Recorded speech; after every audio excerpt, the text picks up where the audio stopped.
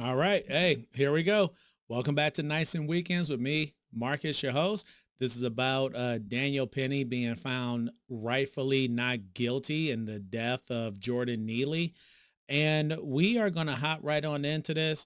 The difference is here is that, again, I don't have YouTube Premium. Okay. So we are going to, Ed and Mark is going to have his work cut out for him. But in my opinion, based on the evidence that was given at the time and also afterwards from what was said in the trial, Daniel Penny was completely not guilty of this from the get-go. Two, something else that needs to be said and absolutely understood is that Alvin Bragg, the jerkhole of a DA who went after Trump, decided not to prosecute the other people who were holding down Jordan Neely during the encounter. Ed and Marcus, you're going to have to throw that on in, baby. Please throw in the some of the videotape of when Jordan Neely was chokehold and unfortunately died. And asked the jury to imagine for a moment they were on that train. The trial has taken more than a month so far. Jurors have heard testimony from witnesses, police officers, and medical experts. If they find Penny guilty, he could face up to 15 years in prison for the top charge of manslaughter. So as we can see there were other people helping, but none of those people were charged with the death of Jordan Neely. Only Daniel Penny. And it's obvious, again, like the pendulum has swung the other way, at least when it comes to racism and stupid shit that people do. It is absolutely, okay, just so that we're clear, okay, for any asshole that's watching this. Racism of any kind, hating on a particular color of people is stupid. Okay, it's dumb and it shouldn't happen. So it's bad either way. But going after and making Daniel Penny some type of, which we're going to get to when it comes to Hawk Newsome, we're going to have a reaction to him. When it ends up coming to this, it doesn't make any sense to not charge the other people who also helped to hold down Jordan Neely during his ridiculous, acts that he was doing on the train. But we got a short video to react to, and I just wanted to just get this kind of clear as to Jordan Neely, because this wasn't some patron saint. Again, these bad people who are bad, who should be removed from society, okay, they are not saints. Okay, just so that we're clear on that. Okay, are we clear? Are we clear? Yes, sir.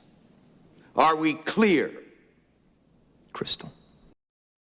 All right. So let us go here. So, okay, and we can go to good old News Week. It's always funny. The killing of a black man on a New York City subway after fellow riders tackled him and one put him in a chokehold has brought outrage as well as attention to the man's arrest history. This is from May of last year. Oh, it was probably beautiful outside back in May. But here we go. Neely, a Michael Jackson impersonator who was homeless, lost consciousness during the struggle, and was later pronounced dead at the hospital. The 24-year-old Marine veteran was taken into custody and released without charges. And then that asshole, Alvin Bragg, had to go charge him because he's ridiculous. But here we go. We can go and look at Jordan Neely's arrest history. Now, I'm a 43-year-old man, pretty much law-abiding, even though, again, let me zoom in here. Everybody breaks some laws, okay? Because there are over 100,000 laws that are on the federal books, let alone in your state, let alone in your city. Everybody breaks some laws, but as long as you don't break essentially the 10 commandments, you don't really have to worry about being arrested or anything like that. So here we go. We're going to read this and then we're going to get right on into that reaction. A New York City police spokesman told Newsweek that Neely's record has 42 prior arrests dating between 2013 and 2021. They include 4 alleged assaults, while other involves accusations of transit fraud, criminal trespass. At the time of his death, Neely had 1 active warrant for an alleged assault in connection to a 2021 incident. Now, Newsweek, because they also carry Water for the Left, they are not going to tell you that he was accused of breaking a woman's face, like her orbital bone or something along those lines. He had punched some older woman in the face. Okay, here we go. Many of Neely's arrests were for alleged violations of local law, the spokesman said, and involve lower level offenses such as open containers of alcohol in public. This is a dangerous person. And also, at least his family members can sit there and be angry, but somebody like Hawk Newsome can kiss my ass straight up. Okay? You want to try to put this under some black flag or whatever. These are bad people who even his family did not help him. Just so that we're clear on that. His own family did not take him in. Any of these assholes that are going to be out there like, oh, just go and be nice to people, blah, blah, blah. His own family was like, look, you on your own. You do not want to listen, whatever. So here we go. We're going to hop on into CBS here. Train last year. Over the last 8 weeks, jurors heard testimony from more than 40 witnesses, including subway passengers aboard the F train, police who responded, a Marine Corps instructor who taught Daniel Penny chokehold techniques, and Penny's relatives and friends. Penny himself did not testify during the trial. His attorneys say Penny was trying to protect other riders while Jordan Neely was making threats and acting erratically on the train. I do have to say this really quick from the nights and weekends guy. I live in Northeast Ohio. We have a regional transit system here called RTA. I haven't been on the train with my own kids or with my wife in probably 4 or 5 years. We went on ahead and hopped on the train, and before we even got into the train station, some mentally ill, crazy person is in the face of me and my son. You are not liberal, white, progressive woman sitting there drinking your fucking coffee. You are not helping these people by leaving them on the street. Okay? The train. Prosecutors say Penny intended to protect riders but used too much force, gripping Neely's neck for nearly 6 minutes, which prosecutors say was past the point of him posing a threat. The chokehold death, as you remember, sparked protests last spring and debate over how the city responds to mental health emergencies. The 2 charges originally in this case. It is exactly like how Sargon of Akkad, he did a whole breakdown on Demolition Man. And he made an excellent point that Ed and Marcus is not going to look up, or maybe he might. Who knows? It might be in there. It might not. Who knows? It's like sometimes you feel like a nut. Sometimes you don't. Or else what? There is, of course, only one answer. Or else I will force you. A threat of violence is implicit in the statement, and as an ego-driven maniac, Simon Phoenix can't let that go. The smug, self-congratulatory atmosphere of the police station turns to panic as Simon Phoenix comedically beats the police officers unconscious and blows up a police car before shorting out the local surveillance cameras. We're police officers. We're not trained to handle this kind of violence. This is, after all, what makes the defrosting of John Spartan necessary, and also shows us that if we were to create the perfect utopia of BuzzFeed low-testosterone manlets, one single outsider who was not made within this system would be able to wreak havoc because nobody would have the stones to stop him. he said that essentially the Wesley Snipes character was going to say, what are you going to do about it? If I do not comply and I do not do X, Y, and Z, what are you going to do? Are you going to physically move me, or are you going to try to reason with me and I'm completely unreasonable? Which unfortunately Jordan Neely was. And it's funny, they always show like graduation pictures of the guy. It's anyway, that's not how the hell he looked, and that's not the way he looked on the day that unfortunately he died. In this case were manslaughter in the second degree and criminally negligent homicide. You might remember on Friday, the jury came back deadlocked twice. Prosecutors then moved to drop the top charge of manslaughter. Here's a look at that verdict sheet. After dismissing the superseding charge, jurors had to decide if the prosecution proved beyond a reasonable doubt that Penny caused the death of Neely, did so with criminal negligence, and was not justified in his actions. Jurors were allowed to take Penny's character into consideration when they weighed that character against all the other evidence. The jury in this trial is anonymous, made up of 12 people from Manhattan, a diverse group, 7 women and 5 men. She doesn't know if that group of people is diverse. Get the hell out of here, okay? I went to Manhattan maybe 2 years ago. Beautiful place to go visit. I would never live there. I don't know how poor people live on the island of Manhattan. But she thinks it's diverse because it's 7 women and 5 men. Whatever. Anyway. Men. We want to take you live now to the courthouse in Lower Manhattan. Tim McNicholas is standing by. He was there when the verdict was read outside. Alice Gaynor is inside the courtroom. Tim, we heard reports earlier of protesters outside. What's the mood there outside the courthouse now that they are always protesting when some white person or some police officer or some non-black person kills somebody. But they never protest the thousands upon thousands upon thousands of black people who are killed every year by black people at a rate that is probably 15 times that of Asians, probably 20 times that of Jews, because I am not going to bring up white people. We are going to focus on other groups of people other than white folks. Okay? They only are out there protesting because of that. And we're going to go on ahead and we are going to skip forward to Hawk Newsome.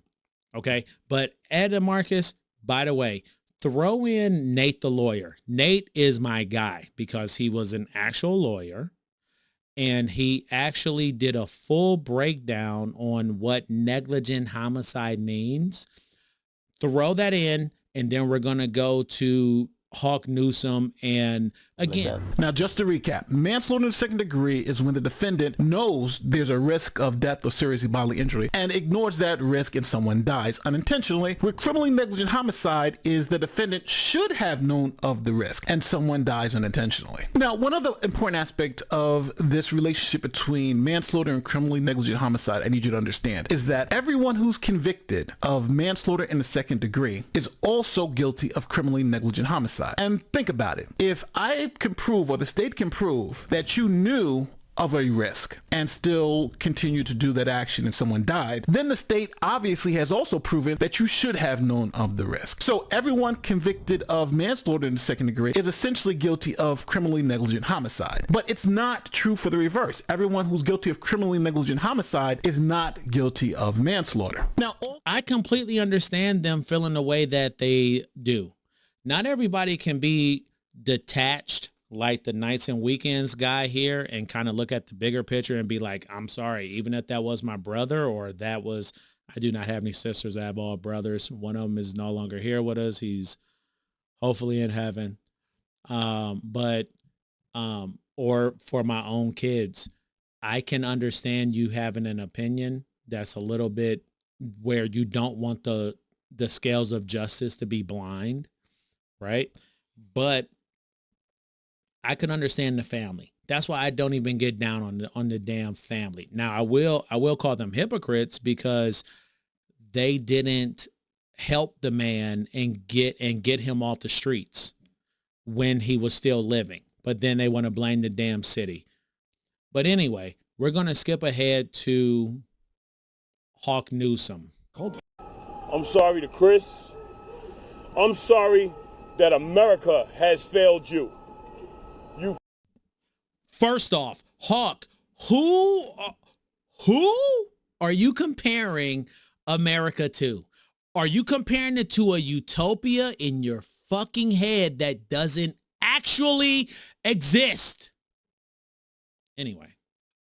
Come here, you've shown discipline, you've shown strength, you've shown love, you've shown how to carry yourself with composure when you're facing this machine, this American judicial system that cannibalizes our people. Boy, as a person who is 43 years old, the last time I was in the back of a police car was when I didn't have my ID, and this had to be maybe 2002, if that, maybe 2001. I was in the back of the police car unhandcuffed because I complied with the police. For some strange reason, people like this man believes that we should be perfectly fine with people acting like complete assholes and not being compliant. And you as the authority should just sit there and kiss their ass. I'm sorry. It doesn't work like that, bro. And you know it. But anyway, let's get back to what this man's about to say. Hold up. I do got to say this. That man on the right with that green suit on, that's a damn nice hat, boy. I'm gonna have to go and go get one. But I'm gonna tell you this, and I'm gonna say it loud and clear. Let the marchers march, and let the steppers step. Let the marchers march, and let the steppers step. You want to do something about this verdict? Then you go into your neighborhood and you promote Black unity. Black people, we are all we have. This 100%, you're right. But at the same time, people like Jordan Neely should be ostracized and then kicked out if the man refuses to change his ways. System protects every other group except for the very people that built this country. Say it. We helped to build this country. We didn't build this country all on our own. Come on, man. Come on. Anyway. Every group that comes here gets privileges, gets benefits, except for the very people whose fingerprints are on the bricks that built this country. It isn't necessarily like that. Again, if we did not have the criminality problem that we have in the Black community, the ascendance of slaves community, things would be a little bit different. Again, I am very happy. I have a son that's extremely brilliant. Also, all my kids are brilliant, but I have a son that's able to hopefully get like a full ride scholarship to college. I doubt that Jordan Neely was one of those people. Okay. We helped to build the country. We didn't build it, Hawk. Okay. We helped. Thank goodness. There's no love for Black people. There's no love in the system. How can you make a moral appeal to a people that have no moral code? How can you preach love to racists? Better yet, we are done with Hawk Newsome. We are going to click on me here because Hawk is all off of his rocker. let me say this really quick on this. God damn, this video is 18 minutes long. Damn. Nights and weekends, God need to shut the F up and just be done. Hawk is up here saying that like blacks do this, blacks end up doing that, and we just get rejected by the popular, more dominant white society. And Jordan Neely is a victim of such things. Jordan Neely apparently was homeless while he had family members who lived in his area who did not take him in. Okay. 2, you cannot get on the subway and threaten people. And again, I'm happy that Daniel Penny stood up and freaking, unfortunately, ended up taking this man's life. I'm not okay with him taking his life, but again, he didn't plan on doing it. It happened as a consequence of this man getting up and threatening people on the train. If Jordan Neely had simply got onto the train and just sat down, we wouldn't even have this situation here. He escalated it by telling people that he was ready to die and everything else. And people like Hawk Newsome compares better yet, it's a lot of people like Hawk Newsome who compare the United States to a fucking utopia that does not actually exist in the real world, where everything's perfect, where everybody gets along, where there are no crimes, and where you're able to reason with people and have them change their minds. Unfortunately, this is the world that God set up for us. Why it is that God did it, I do not know. I do not really care about questioning God, because God can wipe all of this stuff out, like me tossing one of my headphones out of my ear. It is not for me to question why things are the way that they are when it comes to the unfairness of life. Jordan Neely, unfortunately, was killed by Daniel Penny. None of that would have happened if Jordan Neely was not threatening people on the train. And I had to say, salute to Daniel Penny. Thank God that the justice system worked in this instance. He's free. If I were him, I would get the hell out of New York City, because you're going to have a whole bunch of idiot assholes who didn't pay attention to the trial, who didn't care about what Jordan Neely was doing, who are going to try to harm him.